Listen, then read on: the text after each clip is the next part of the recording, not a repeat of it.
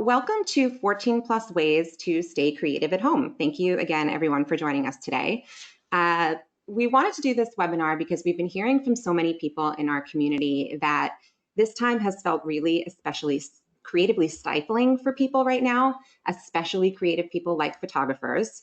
So we decided to tap into the most creative people we know, and that's you, to ask how you are staying creative at home right now.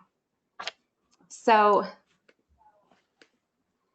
how do you get creative when it feels like you're being forced to put the work you love on hold? You know, we hear from people all the time that the work that, with photographers, that the work that you love to do most is when you're actually out there in the community shooting. And how do you stay creative when you feel like that's being taken away from you?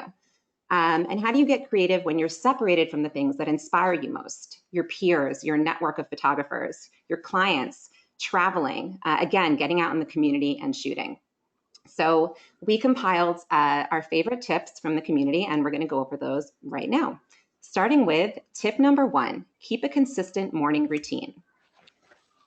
So Amy says, meditate first thing in the morning. It clears the mind, calms the nervous system, and allows you to focus. So I think this is a great tip, and I'm maybe not somebody who's so big on meditating, but I really try to enjoy a little bit of peace and quiet in the morning before things get crazy. And I'd love to know, for those of you with kids, how you're doing the same thing. How are you stealing a few minutes of calm in the morning? Yeah, for me, I've been trying to wake up earlier, just so I have like a good solid chunk of time before I start work, before I sit at my laptop, open up my laptop. So I think, yeah, finding like a quiet time in the morning to kind of get yourself situated and ready for the day is great advice. Absolutely. I've also been trying really hard to break the habit of checking social media first thing in the morning. That has become part of my morning routine, actually not doing something. And I found that that's been really, really helpful, just to kind of get up, go make coffee, and really try and stay off my phone as much as possible before I really kind of dive into the day. Yeah, that's a great tip. Tip number 2 is start with a clean slate. So Melissa says, I make my working space cozy and pleasing. I might put some smooth jazz on to play in the background or light up a natural scented candle, anything that can be pleasing to my mind and body. I figured it helps my creativity to flow. So as photographers, I think a lot of us might already have a pretty decent work from home setup going, but anything extra you can do to make it pleasing goes a really long way to boost creativity. I know for me, the very first thing that I do in the morning is come down and open up all the shades. I need as much natural light and sunlight coming into my workspace as possible to really get my creative juices flowing. And I know for Kaitlyn, plants have a lot to do with your workspace, right? Absolutely. I don't know if everyone can see this little plant behind me, but we have a lot of plants in the office generally, and moving home, I sort of needed to rearrange my plant setup a little bit. I set up a little desk kind of in front of this window. Obviously, natural light really helps me too. And I've just kind of surrounded myself with plants because that really keeps me calm and keeps me grounded and really helps with my concentration. It's not as cool as this GIF, unfortunately. I don't have a fan blowing on me. That would be really great, yeah. But it's a close second. Yeah, and I wish there was a little more sunlight out here in New York today, but I'm always trying to get as much sunlight and natural light as I possibly can. Definitely. Tip number 3, kick off the day with a moment of connection. So Sean says, pick up the phone or Skype someone you know to be a great creative collaborator and talk to them. So I think this is a great chance to sort of tap into your network, the people that you go to for advice and inspiration, the people that you love to collaborate with and learn from. We all have so many, I know photographers as well have so many people in their networks that they love to go to for advice and that they love to learn from. And so this is a great opportunity to do that and you know, step away from the keyboard a little bit. But it doesn't always have to be like that. You can, if you're not a phone person, there are other options for you. So here's a great tweet from Adam, music photographer. Share with me your productive activities you're partaking in during quarantine, trying to learn from my friends. And I know that Adam had a great response to this tweet, right? Yeah, he did. So I really liked this just because I think that this is a way for people to really just get involved from a community standpoint. It's a really great way kind of to like network in a way. These different Twitter threads I just always come back to. People often kind of stumble upon them even after, you know, the day that it's been posted. So I just think that that's another really great option if picking up the phone. I'm more of a texter than a phone person. So if you prefer kind of a different way of reaching out to people, I definitely think that it's you know, something you can be flexible about. Yeah, absolutely. And Rachel, unfortunately, I'm not able to see any of the questions right now. So I wonder if you might be able to just poke your head into that panel. I apologize, everybody. For some reason, they might just be sent to Rachel at the moment. Okay, Rach, if you make Kaitlyn a organizer, then I believe she will be able to see. All right, let me do that. Hold on one sec, everybody. We want to make sure we see all your questions. Okay, take a look now. There we go. Kaitlyn's an organizer now, so I believe you should be able to see. Perfect. All right. Great. Perfect. Sorry about that, everyone. Well, I can see everybody now. Hello. I'm catching up. Rach, you can get started, and I'll kind of dig into this a little bit, and we can pick it back up. Awesome. So tip number 4 is to set goals and deadlines. Deadline is coming. I know we've all felt the pressure of this cat. So Holly says, every day make a to-do list with the goal of having everything crossed off by the end of the day. I've even given myself a specific amount of time per project I've outlined. Creatives often work better under pressure, at least I do. And Jessica, similar comment here. I made a pretty colorful, giant, fully comprehensive to-do list with easy things to check off. So I feel like I'm accomplishing things and not just spinning my wheels. I think this is great. I think we all know making lists really help us to get things done. But one thing I wanted to say is it's okay if you don't cross every single thing off your to-do list. Even if you cross one thing off your list each day, I think we can really consider that a win. And Jeremy, I know that you do daily to-do lists, right? Yeah, I was gonna say first, to your point, I think that's a nice thing to say, is like, if you get one thing on your to-do list done, like that could be enough for now. Like, you know, work on what you can. For me, when I make to-do lists, I really try to do it either the night before or the morning of, to kind of really get my ducks in a row. And I really enjoy like checking things off and feeling accomplished in that way. So it's a good tips to like color code even, or like make it fun. Yeah, just get things in order for yourself, and then you can kind of feel the progress as you go through it. Yeah, and actually, Kaitlyn just did a really thoughtful post on our blog about mental health. And one of the things we talked about was that it might feel like right now everybody has a lot of time on their hands and we have to get everything done because we have all this time, but it's really okay to just do what you feel like you can do. And again, if you cross one thing off your list, feel really good about that and be happy with that. Mm-hmm. Tip number 5, pump up the tunes. So Derek says, I listen to music, but nothing with lyrics or big rhythms. Film scores are great. One of my favorites is a playlist on Apple Music from the Marvel Cinematic Universe. It's somewhat brooding with hints of adventure and heroism. It definitely clears the cobwebs and plays in the background without being too distracting. This is interesting. I've never actually thought about listening to a film score to help with my, concentration or productivity along the course of the day, but I definitely want to try it now. At the Photo Shelter office, we've actually been talking a lot about music that helps with focus and concentration. And one of the things that keeps coming up is binaural beats. I don't know if anyone's familiar with that. I think it's really more a form of like sound wave therapy than it is music. I know a lot of people have been really benefiting from that. But we really want to know what's on your work from home playlist. And we've been thinking about putting together a collaborative work from home playlist, and we want to know what you would add to that. So let us know in the questions. Jeremy, what's on your working from home playlist? That's a good question. I'm really eager to hear what everyone has to say, like on a global level, to hear what people are listening to. But yeah, to think like almost the opposite of like a film score. For me, I really like listening to like lo-fi chill beats. Mm-hmm. There are those like 24-hour like YouTube videos where you could just like listen all day. That really relaxes me and inspires me at the same time. So that's kind of what I like to listen to when I work in particular. Just looking at the chat box Mm-hmm. or the question box a little bit right now. So we got another vote for film scores from Christopher. I really love that people are exploring that. Kristen, who works at Photo Shelter, also is a huge fan of Florence and the Machine. So no surprise there that she put a little plug in there. And Tito was just talking about how, you know, for him, it's really the best way to work. Music just really helps, you know, kind of lose track of time and stay concentrated, and ability to concentrate, and flamenco guitar. I like this too. So yeah, some really great options. Love that. Also, Hulu has a wonderful playlist for Glee, which is also great. Cool. Probably really uplifting. Yeah. But tons and tons of stuff coming in. So that's great. I keep thinking about. I think we could dive into and create like a playlist, to create our collaborative playlist out of these. If we like look at all your submissions afterwards, we'll put something together, and that would be really cool.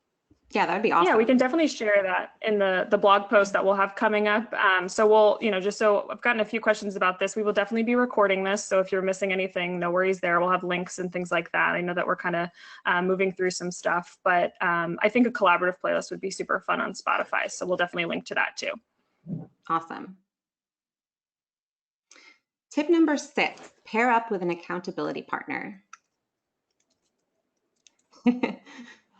So Lauren says, work in sprints with an accountability partner. Fire up a video chat and spend 2 minutes declaring what you're working on for the next 20 to 50 minutes. Mute yourself and work specifically on that. With a few minutes remaining, regroup and discuss what you got done, what you need help with, and what your next steps are. I think this is great, and another opportunity to sort of tap back into your network and go to somebody that you know might also be in a similar situation where they're looking for a little help on getting and staying creative, and use each other to keep each other accountable. But Jessica also says that she's finding ways to do that at home. So Jessica says, my husband and I are both working from home, so we're having our own MIDI meetings each morning to make sure someone's free to keep the kids busy when the other needs to be on a call or doing something time sensitive. It's a lot of juggling, but we're keeping each other accountable. I love that. I actually did this with my own husband here this morning to make sure that he wouldn't disrupt this webinar.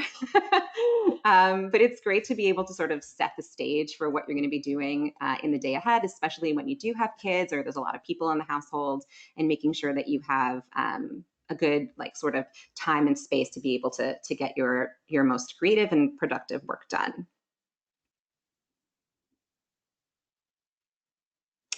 So that leads us right into tip number 7, carve out the right time. So Andrew, our CEO at Photo Shelter, says, figure out when your brain power is the most alert and focused, and carve out that time to be your most creative and productive. For me, that's in the morning hours after exercise and a healthy breakfast.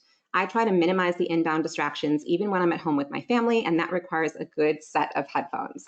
So I like this too, because we all feel like we have so much time on our hands, but I think Andrew's point is about finding the right time. I know for myself, I agree, I'm probably the most creative and productive in the morning, whereas later in the afternoon, I might find that I'm not as motivated to do my very best work.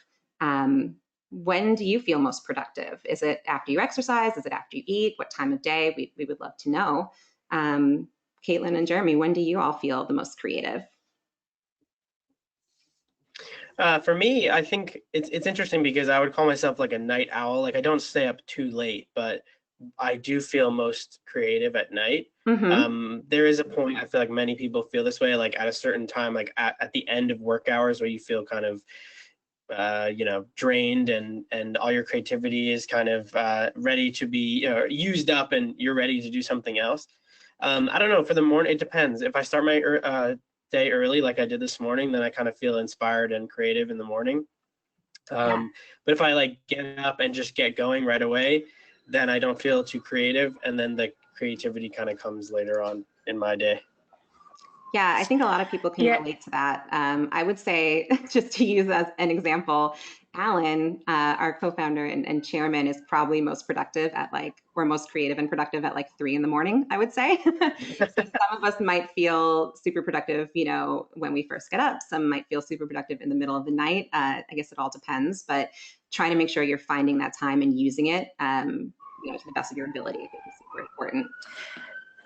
Yeah, I was just looking at the chat a little bit. We got a lot of upvotes for the morning, before noon, stuff like that. But Tito and I kind of really, I think, are bonded in our like 10 p.m. to 3 a.m., kind of crazy late night brain. Yeah. So I'm definitely somebody, I mean, I really benefit also after I've gone for a run and stuff like that. I feel really able to sit down and concentrate, but I often find myself like right before bed or when I'm watching TV even, just really able to like quickly write down a thought and then, kind of bring it up the next day during normal work hours. Totally. So tip number 8 is swap the screen for a pen and paper. Scott says, close your laptop and put pen to paper. Allow your mind to wander and you might find some magic. I think that's so true. I know that I'm feeling like lately, especially, I'm just typing all day long and I get a boost of energy when I have a pad and pen in my hand. In fact, I have one just sitting here on my kitchen island with me at all times. And I think this is a really great thing going back to the to-do lists, you can use a pen to make your to-do list. You don't have to use some fancy tool online, or even if you're just doodling, like you never know what kind of creativity could spark. And Kaitlyn, I know you and I had talked a little bit about how you remember things much better when you actually handwrite them. I do, yes. That is something that I learned the hard way in college. A lot of my peers were, just typing away. I think a lot of us at this point can kind of just transcribe and are sort of, on another planet often when we're taking notes. At least I was in college, probably very sleep deprived as well. But I remember just filling up notebooks. And when you write stuff down, you really have to kind of concentrate on what you think is really important. So I'm like you, Rach. I still have my notebook here. I've got my system and I think it really works well for me. Awesome. There's something about tactile, the nature of that, like really putting pen to paper. Something special and something special about that too. Yeah, I totally agree. And I hate that when I write with a pen now, it almost feels like slightly unnatural because I'm so used to typing, and I want to try to make sure that I'm actually putting pen to paper a lot more often. When did pencils disappear? Good question. I think I still have a bunch in the house. I used to be such a fan of Ticonderoga pencils, and now I don't ever have a need for pencils.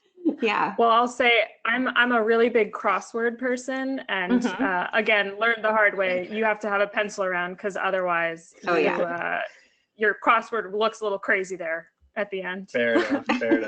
Looks like we've got some other. Robert still uses pencils. Constance uses pencils. Awesome.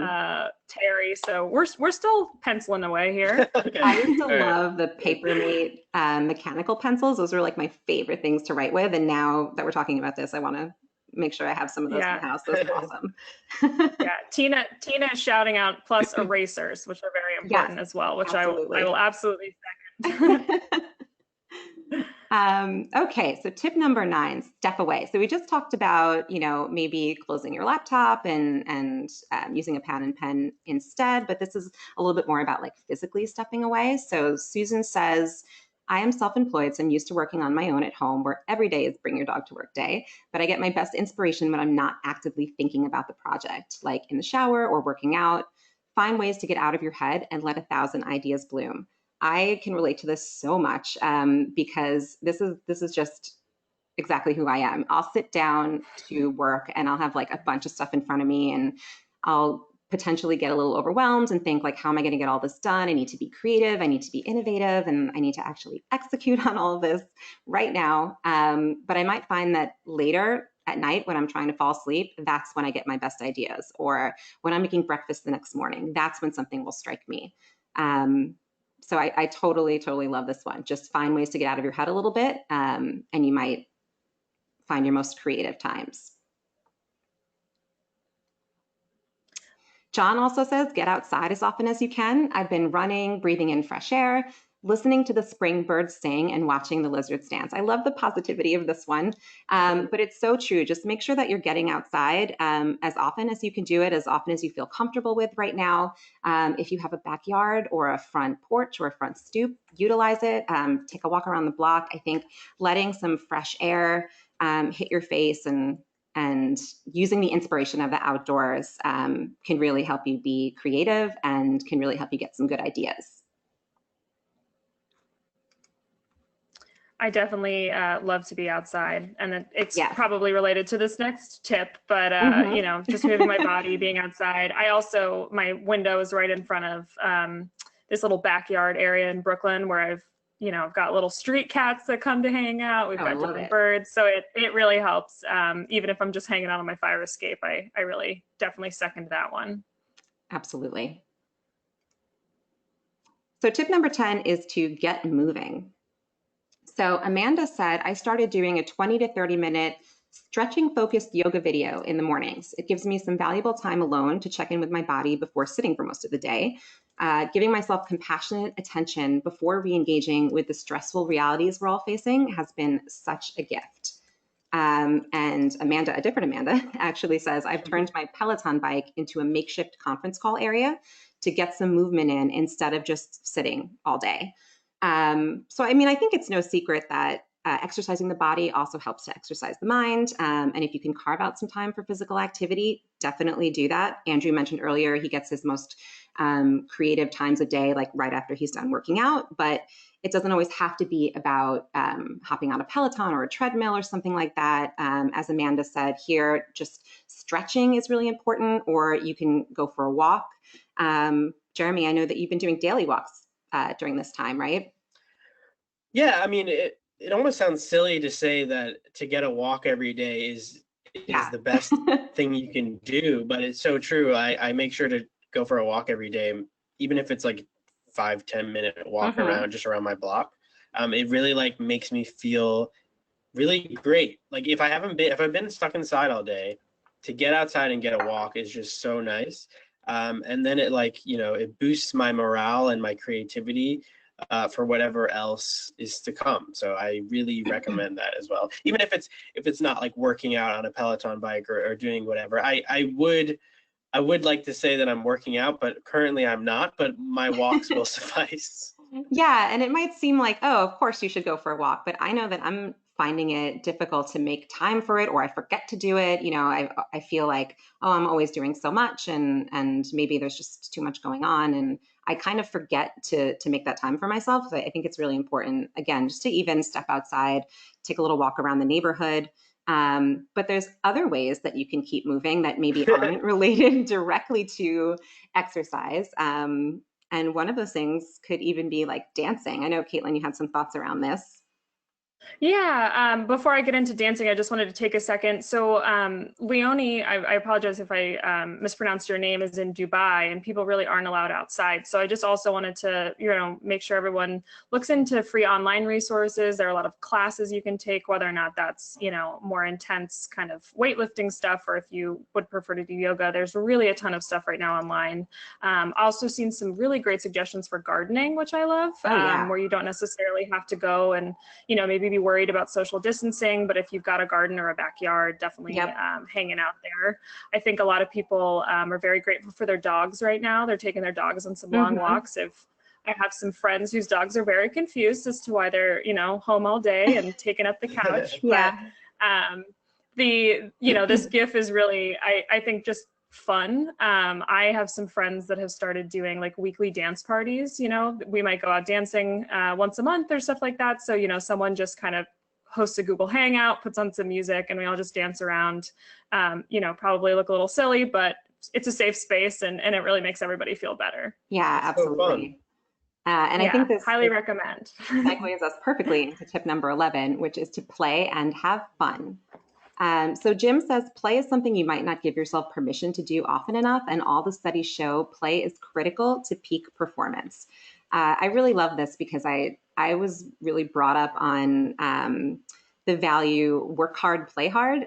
So put all of your energy into your work and make sure that you're working as hard as you can, but also give yourself the freedom to play and take that downtime too. Again, like we said before, you can't do all the things all the time, and allowing yourself some downtime to do something fun is really important.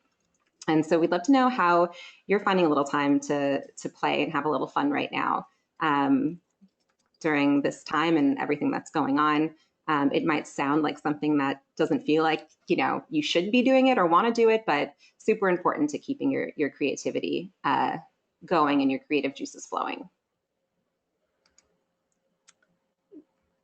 Definitely. I'm seeing a lot of, suggestions just for, again, getting outside, having some fun, dancing around, dancing workouts, you can combine stuff. My favorite type of workout. And and a lot of, it looks like Terry he shoots word of the day with his Instax around the house, which I really love too.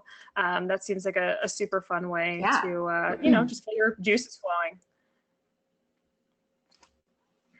And tip number 12 is to be kind to others and to yourself.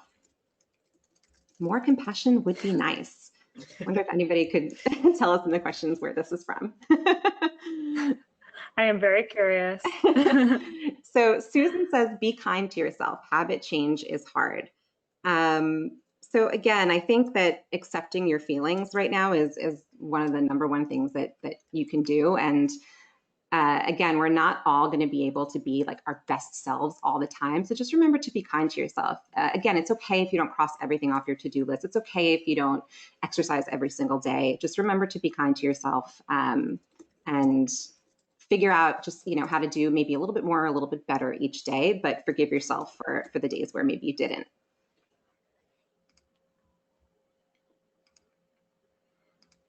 Tip number 13 is to start brainstorming.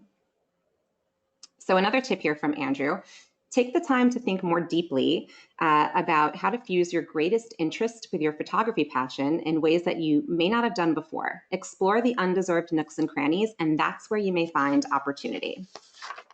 So what's really interesting about this one, we talked a little bit about this in our branding and marketing guide, the photographer's guide to branding and marketing in a distracted world. We will definitely link to that in our blog post, in our follow-up blog post on this webinar. But think about something that you might be an expert in, or think about something that you're super interested in outside of photography, and figure out how you can sort of fuse that with your photography passion. It's all about really finding your sweet spot. If you're an expert on a subject, people want to work with you. So how can you use that expertise to your advantage?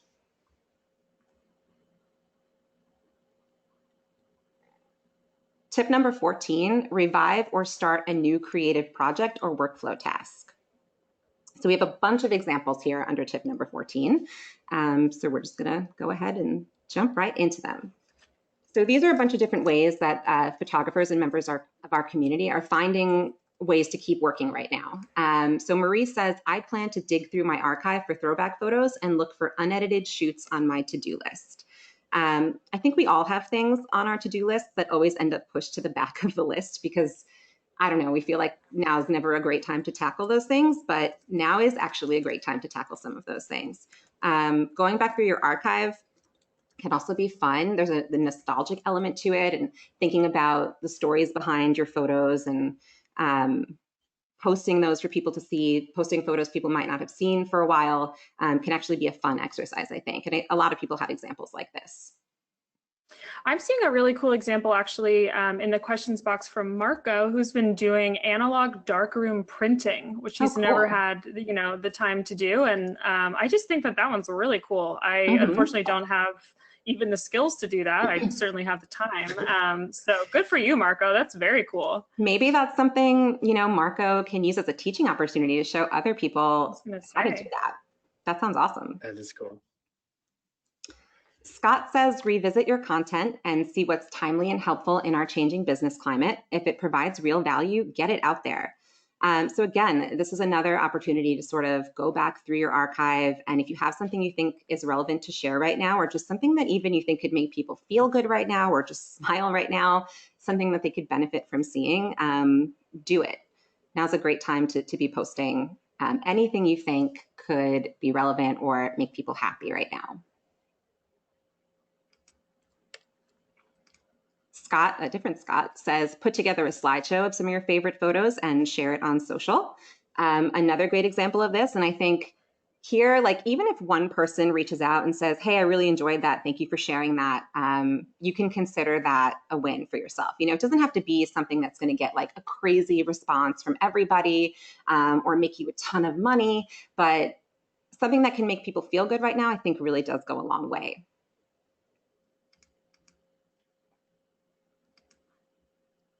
Jan says, think outside the box about what you can give back or teach or share, and start creating a product or service around it. It's never too late, and with a little bit of research, there's a niche for almost everyone out there. So this is just what we were talking about with maybe Marco wanting to share his expertise, or figuring out what you're an expert in, and then giving back to the community that way.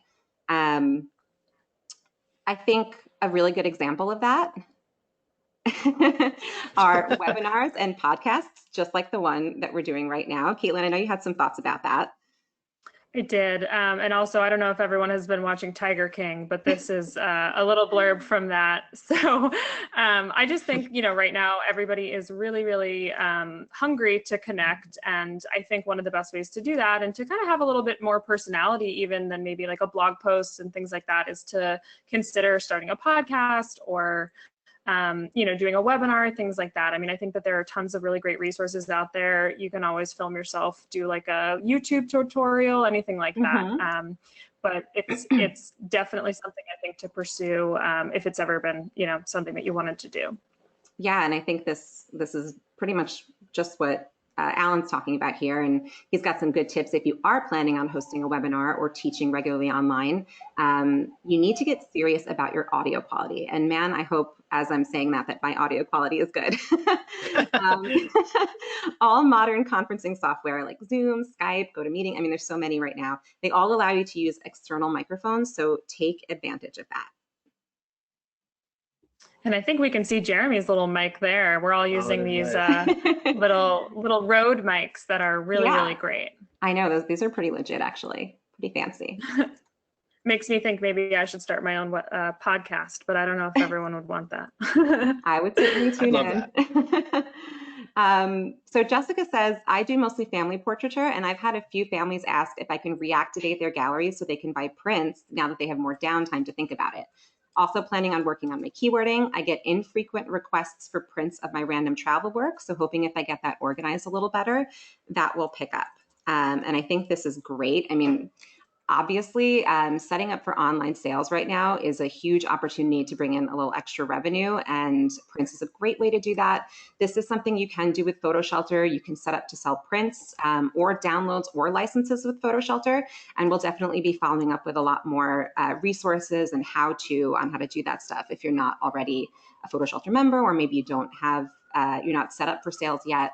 But I think this is great. Having clients reach back out and ask you to reactivate their galleries right now is kind of a perfect scenario. But also figuring out other ways to get people to find your stuff that's available for print sales, working on keywording and making sure that people can find your content is also super important.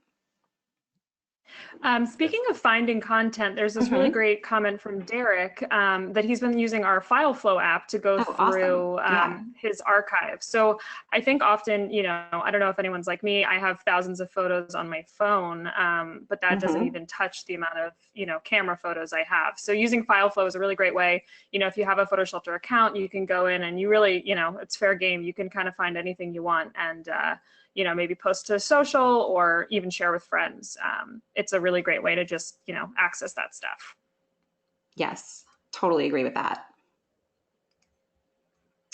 So Tom says, I'm continuing to run my comedy wildlife photo competition. It's not going to make me rich, but it's upbeat, positive, and works toward environmental and conservation awareness. I really like this one too, because I took a look at Tom's comedy wildlife photo competition, and the first thing I did was smile. I love that he's focusing on something that is positive and that will make people feel good right now. And it's giving him something to do to not just pass the time, but it's an important project that he's working on, even though it's not gonna make him rich. It's not gonna bring in a ton of money. He's still working on it. And I just thought this was a really nice example of that. If anyone else has other examples of things that they're doing right now like this, we'd love to hear. Anything that you think could, you know, put a smile on someone's face right now. We'd love to know how you're doing that.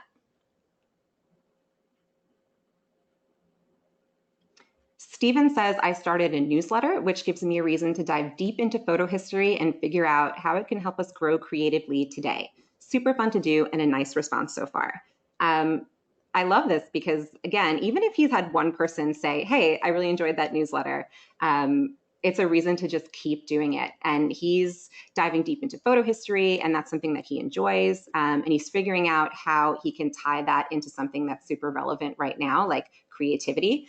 So I thought this was a really nice example. And Kate, I know you have a few newsletters that you've been following lately that you might want to mention.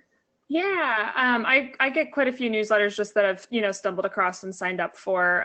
One that comes to mind that I received recently was from Melissa Little, who's a photojournalist. So the way that she kind of structures her newsletter is the beginning is, just kind of a quick greeting. And then she's got little blurbs and actually like embedded photos about some of her recent shoots and things like that. And then at the bottom, she has this really fun section of just, it's kind of all over the place. It can be about what book she's reading, funny pictures of her dog, music, anything like that. And it's just like a really nice way, obviously in addition to seeing her photos, just to feel like you know her a little bit better, show a little bit of her personality.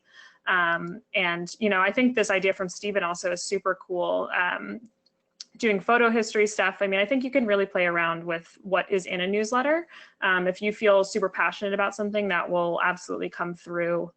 So definitely, I don't think any idea is really off the table in my book. Yeah, shout out to Steven. I followed his newsletter, so looking that's great. forward to seeing some of that. Yeah. Awesome. So John says, I'm editing images for a new photography book and trying to ignore the news as much as possible. While we all, of course, want to stay informed, I completely feel this. I'm doing the same thing. And Kaitlyn actually found a really great example of ways that you can play around with editing right now. And here was one from Jen, turning old photos into new ones. Yeah, and that was actually one of the responses to that Twitter thread that I had posted a little while ago, up a few slides. So I just think this is really fun. If you have a photo that maybe, this obviously is an example of color in black and white, but I think it really it's just a great opportunity to kind of start fresh. I know there are also a lot of like raw challenges on Twitter and social where photographers will release their raw photo and kind of just ask people to edit, and everybody can talk about them. So, it doesn't always have to be actually shooting new photos. You really can get creative even with the stuff you already have. Very true. So Peter says, spend time working on stock photography and catching up on invoices. Update your website and other social media bits too. There's a lot of really good tips in this little tip.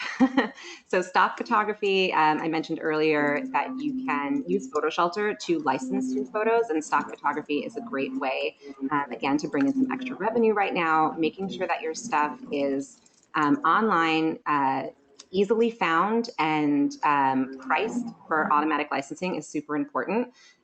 With Photo Shelter, you can set up for licensing both for royalty-free and rights managed, and there's also a built-in pricing calculator for rights managed licenses, so that you don't have to know like what the industry standard rates are. The calculator will figure that out for you. We use PhotoQuote for that. So there's a lot of opportunity there. And again, we're going to be following up with lots of great resources on setting up for sales and the different ways that you can do that. But updating your website and social media is super important too, which leads us into this tip from Juliet. Update all your profiles. Go to all the trade association sites and online portfolio sites, especially the ones with free listings. Do they correctly link to your website and social media? If you changed agents or addresses, is that information correct? Even check the links on your own site and your own social media. I'm astounded at how often there are broken links. Let's fix the links. Yes. Juliet is so right on here, because we see this at Photo Shelter all the time with our members' websites. And we're always just like, reaching out to people and letting them know there might be a broken link here or information that needs to be filled in there. This is an example of something we see all the time. So I'm getting a little bit of feedback. I don't know if anybody else is hearing that. I just want to make sure that everyone can hear me okay. So on the about pages on our member sites, there's a little blurb underneath where you're supposed to enter your bio, and we see this constantly. So please take the time now. Make sure your about pages are updated. Make sure your contact pages are updated, and there's contact information easily found on your website. And take Juliet's advice and fix the links. We see broken social follow links a lot too. Now is a great time to go ahead and update all that stuff. Very true. So Jenna says, work on fine-tuning your craft. If you're going to be stuck inside anyway, how about instead of watching a movie, watch some courses online? Utilize this time you have when you're forced to be inside to draw knowledge from others. Great idea. We actually have a ton of resources if you're looking for some stuff to learn about. Photo Shelter's guides are a great place to start. You could check out our guides. We've got information on everything from branding and marketing to Instagram hashtags to photo contests you should be looking into, and a ton more. There's also a lot of additional stuff out there. We recently did a webinar with Lindsay Adler, and we know Lindsay has a ton of great courses available. Creative Live is another option. But if there are any free online courses out there that you all have been utilizing, we would love to know what those are.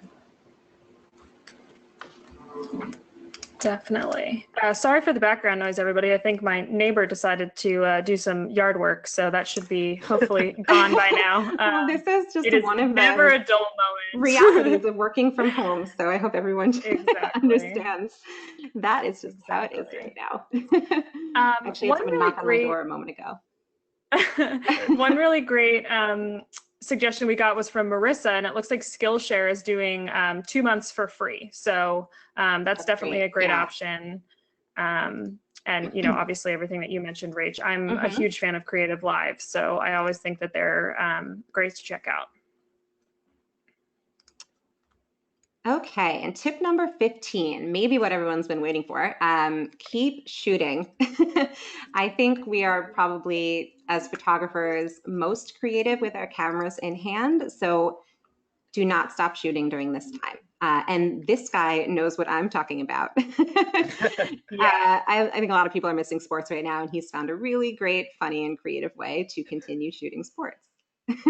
Yes, this is something I saw. This is Leighton Chambly, who's a student photographer at a Michigan university. And this is something he posted, and it sort of went a little viral. I think I actually saw it got picked up by ESPN, but I just thought it was so funny and lighthearted. And, you know, I think everybody's really suffering. I'm a huge basketball fan, so the lack of March Madness is really, really upsetting. But I just really loved how he turned something kind of sad into something really, really funny. I appreciated that. Yeah, I think his caption was day 12 without sports. I can't take it much longer. I really appreciated this.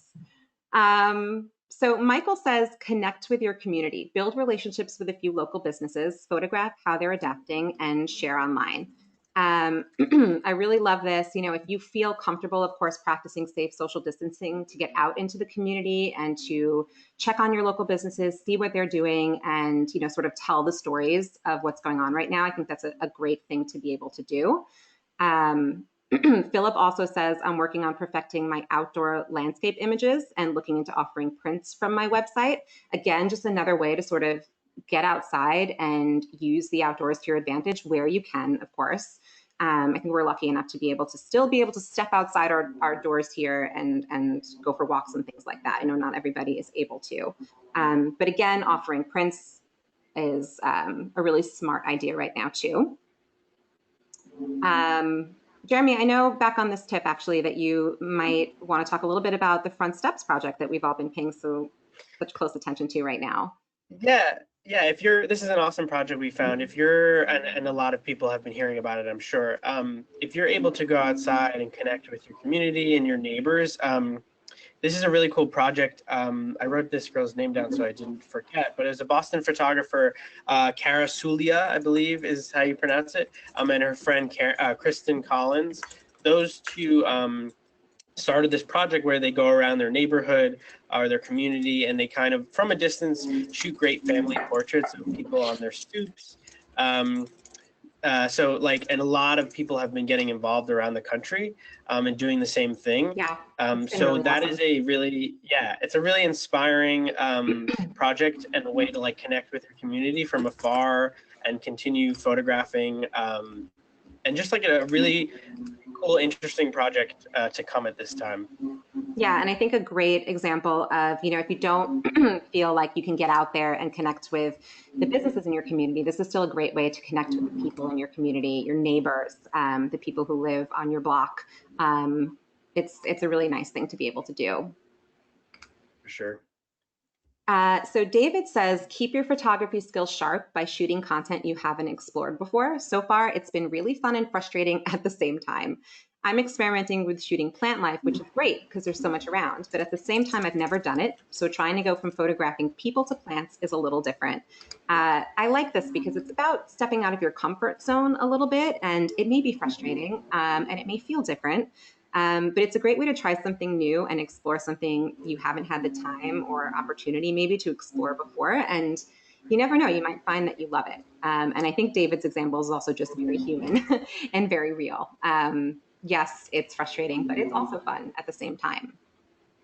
If I've you're also trying been something doing new, this. I'd love to hear what that is. Yeah, Rachel, I've also been doing this actually myself with my plants. Yeah. I generally really kind of lean towards food photography a little bit more. So it's not too different kind of from a macro level and things like that. But it is really interesting just to try and find the right light and figure which plants, actually photograph well and which don't. I've actually enjoyed it. It's been an interesting challenge. That's great. Have you been shooting anything, Jeremy? You know what? I wish I could say I have. I don't have my camera with me at the moment, but I am working on a project with one of our coworkers that I've really been interested in, and maybe we can talk about that a little later. But it's a project related to photography and music. So yeah, just getting into some of those projects like we mentioned that you haven't gotten a chance to take on is a great piece of advice that I recommend. So Jessica says, playing with macro photography in the yard since my kids and dogs are sick of me already. How many people can relate to that? That your family that you're at home with right now is sick of you, or that you're already sick of them? I think that's very relatable. But playing with macro photography in the yard is such a great idea. Again, being able to utilize the outdoors a little bit. And that actually leads me into a couple of other projects we wanted to talk about from our guide coming out next week, 22 photo projects you can do inside your home. So we'll be releasing this on Thursday, I believe the 9th of next week, but we wanted to just shout out a few of these projects now to just, again, get some of your creativity flowing. And the first one is, of course, the macro shoot. I laugh when I see this photo because, and I think Kaitlyn and Jeremy were laughing a little bit at me as well, that I could not tell what this was on first glance. Does anyone else have a guess on what this is? I was guessing a flower or some sort of sea creature when I first saw it. And then when I learned what it was, it's so incredibly obvious now. Oh, we've got first guess is correct. Yeah. We've got grapefruit, really red grapefruit. Oh, a lot of and us what were orange. is wrong with my eyes? For sure. Yeah, but I couldn't tell what this was. Yeah, it looks like more people think it's an orange than a grapefruit. So still correct with the citrus though. So good, yes, good for all of you. Yeah, like I've said to you, Rach, it's clearly citrus fruit in my mind. Yes, very clearly now that I know, of course. So a few ways that you can experiment with macro right now. What's great about macro is that you can work with any subject you choose. Jessica talked about, being in the yard. You can do it with anything though, from smoke to soap bubbles. And if you have an off-camera flash and a softbox, which you can make yourself, definitely go ahead and use that. If you don't have a macro lens, you can hack it by putting a manual lens on your camera in reverse, using extension tubes and electrical tape to hold it in place. I'm super curious to know if anybody has tried to hack a macro lens themselves and what kind of results they've had with that. One really interesting video I just kind of stumbled across the other day was B&H, which is, Yes. a big photo store in New York and online everywhere, really. They actually just did like a little macro kind of like photo shoot tutorial, and there are little hacks in there. So definitely check that out. I thought it was really cool. I think most of the photos were of just like a little wine cork, but I just, I love the fact that people are sharing all of this information. I think it's absolutely. great. That was a great video. Another project you can do from inside your home, the view from here. I really love this one. This is just shooting the view outside your window from inside your house. Document your view as it shifts from day to day. Watch for changes in weather and in the quality of light. Shoot at different hours of the day, moving from warm light into cool. I think this is so great because it would be really cool to collaborate and like see how everybody did this differently and like what all of our views look like. We might find that the views outside our windows look super different, or maybe they actually look the same. And I also thought that it was interesting to maybe experiment with some night photography here as well. Everybody is probably prone to doing something like this using natural light, but I'd love to see, like as in this example, what some of these might look like at night as well. And one cool thing with the night photography to consider also is that a lot of the stuff I've been seeing online is that because people are social distancing and staying in the home, there's a lot less pollution around. So for people like New Yorkers, I think that there's actually potential to see some stars and avoid some light pollution. But I'd be curious if anybody has noticed that and has kind of taken advantage of that, either for landscape photography or nighttime shoots, things like that. And one more project we wanted to shout out from the upcoming guide is the pet portrait. At Photo Shelter, we are all just such animal freaks. We're just constantly sharing photos of our pets all day long. Like this one, I wish these were my dogs right now. So with pets, you can plan a photo shoot that both you and your pet will enjoy. Use toys and treats to make it fun for your pet and use it as a bonding experience. Document your pet's daily routine or bring out a seamless background for more formal portraits. I know I find that I am just like snapping photos of my cat constantly, but I'd love to do something that was a little more like thought out and formal and involved and, see what the results might look like. I love the idea of like bringing out a seamless background, and I would just love to see what my cat looked like in a formal portrait. It's never done a pet shoot with my cat like that before. And so we thought this was just kind of a fun example of something you can do at home if you've got pets. And I hope everyone will go download the guide next week to see the 19 other photo projects on the list that we'll be talking about there as well. Some great stuff in there. Yeah. Sneak peek. And now it's your turn. And I just want to say thank you to everyone for giving us your thoughts and tips and comments throughout this presentation. But if there's anything else you'd like to add or any questions you have, we're definitely going to stick around for a little bit and try to address as much as we can. So please feel free to continue using the question box for the next few minutes. You can I'm also seeing a really great. Go ahead, Rachel. Sorry. No, I was just going to say you can also find us on social all the time, anytime, on Twitter, on Instagram, on Facebook, at Photo Shelter. So definitely be sure to follow us if you're not already, and you can always continue the conversation with us there too. Definitely. And please, we're all on social media. I know I said earlier I'm trying to stay off it, but after my morning coffee, all hell breaks loose. So please feel free to keep tagging us. We're actually really keeping a close eye on it. I just wanted to point out one suggestion. Veronica was talking about doing like product photography. So I think we often talk a lot about whatever, photographing your meal or your pet and things like that. But even things, you don't have to cook. You can photograph your favorite spoon and that kind of thing. And I think that can be a really great way of kind of tapping in to a lot of like photo basics that people might, want to get those skills kind of dusted off a little bit. Yeah, 100%. And I know we talk a little bit about like still life in the guide as well. So yeah, that's a great idea.